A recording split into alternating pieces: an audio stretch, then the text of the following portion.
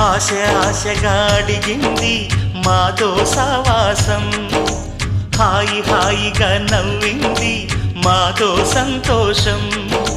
మధురమైన మమకారం మా ఇంటి పేరు అంటే, మనసు మీటు అనురాగం మా మాట తీరు అంటే, బతుకంటే ఎంత బాగుంటుందా అనుకో.